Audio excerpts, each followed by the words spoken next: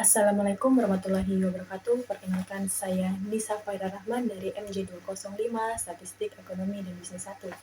Di sini saya akan menjelaskan mengenai hasil mind mapping 1 hingga sesi 5 yang telah saya buat. Mind mapping sesi pertama yaitu pengantar statistika, penyajian data, dan distribusi frekuensi. Statistika merupakan pengumpulan data dan pengolahan penganalisaan dan penarikan berdasarkan data dan analisa yang dilakukan. Statistika dibagi menjadi dua, yaitu statistika deskriptif dan statistika inferensial. Statistika deskriptif memiliki ciri-ciri yaitu pertama penyajian data, kedua ukuran pemusatan, ketiga ukuran penyebaran, empat angka indeks, dan kelima deret berkala dan peramalan. Lalu untuk statistika inferensial memiliki ciri-ciri yaitu satu probabilitas dan teori keputusan, kedua metode sampling, ketiga teori pendugaan, empat pengujian hipotesa, dan kelima regresi dan korelasi. Tujuan statistika yaitu menjawab permasalahan dan membuktikan sesuatu yang belum terbukti kebenarannya. Lalu ada distribusi frekuensi. Distribusi frekuensi merupakan pengelompokan data ke dalam beberapa kategori yang menunjukkan banyaknya dalam kategori dan setiap data tidak dapat dimasukkan ke dalam dua atau lebih kategori. Dalam pembuatan distribusi frekuensi dapat menggunakan rumus Trukes, yaitu yang pertama membuat kategori kelas dengan rumus jumlah kelas sama dengan K sama dengan 1 ditambah 3,22 log N.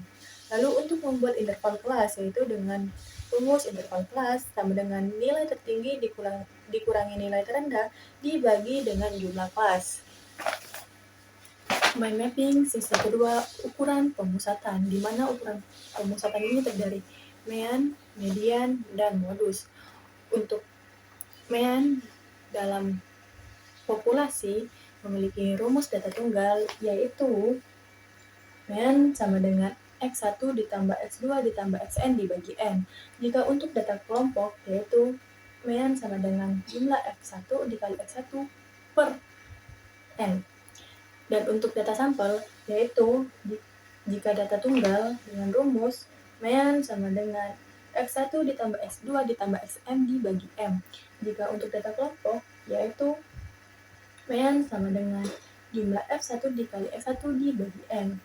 Dan untuk median, di mana median ini merupakan nilai tengah, yaitu memiliki rumus jika N ganjil yaitu X dalam kurung N ditambah 1 dibagi 2. Dan jika N memiliki nilai genap yaitu X N dibagi 2 ditambah dalam kurung N dibagi 2 ditambah 1 per 2.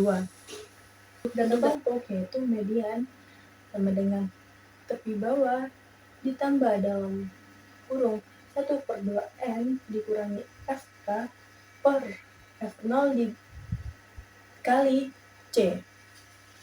Untuk modus merupakan nilai yang paling sering muncul dalam suatu data. Mind mapping sesi ketiga yaitu ukuran lokasi. Ukuran lokasi ini merupakan statistika deskriptif yang menggambarkan posisi atau lokasi nilai-nilai dalam suatu kumpulan data. Ukuran lokasi ini meliputi kuartil, desil, dan persentil. Kuartil ini memiliki arti yaitu poin-poin data yang membagi kumpulan data menjadi 4 bagian yang sama besar. Q1 membagi 25% data terkecil, Q2 median, dan Q3 nilai yang membagi 25% data terbesar. Lalu untuk desil, yaitu poin-poin data yang membagi kumpulan data menjadi 10 bagian yang sama besar. Desil 1 membagi 10% dari data terkecil. Desil 2 membagi 20% data terkecil dan seterusnya. Untuk persentil, poin-poin data yang membagi kumpulan data menjadi 100 bagian yang sama besar. Persentil K terendah membagi 100 per K% dari data terkecil. Interpretasi ukuran tetap Ini memberikan gambaran tentang struktur atau distribusi data dan dapat membantu dalam pemahaman statistik dan pengambilan keputusan. Mind mapping sisi keempat yaitu ukuran penyebaran. Ukuran penyebaran ini berfungsi untuk mengetahui tentang pengukuran seberapa jauh selisih antara nilai pengamatan dengan nilai rata-rata. Ukuran penyebaran ini terdiri dari range, simpangan rata-rata, varian, simpangan baku relatif, dan koefisien variasi. Dan yang terakhir ada mind mapping sesi kelima yaitu tentang squamous dan kurtosis.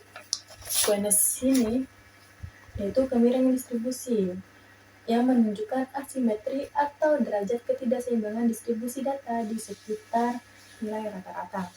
Dan untuk kurtosis yaitu menggambarkan bentuk distribusi data khususnya seberapa tajam atau datar puncak distribusi dibandingkan dengan distribusi normal.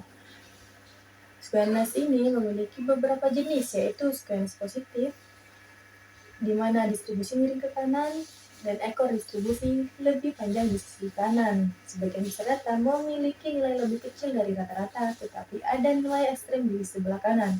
Untuk squamous negatif, distribusi miring ke kiri, dengan ekor distribusi lebih panjang di sisi kiri, sebagian besar data memiliki nilai lebih besar dari rata-rata.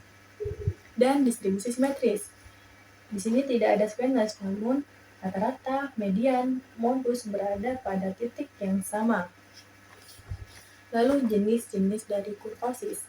Kurtosis itu pertama ada mesokortik. Di sini puncak distribusi berada di tingkat yang moderat, tidak terlalu runcing dan tidak terlalu datar.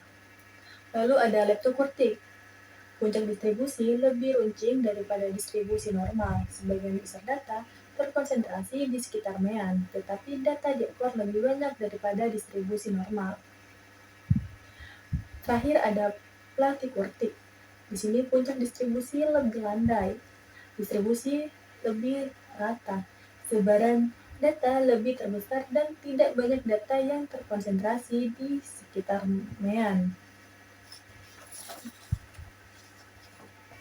Dalam analisis data, kelima konsep ini saling melengkapi untuk memahami karakteristik distribusi dan pola suatu data, serta digunakan secara berurutan untuk memvalidasi data.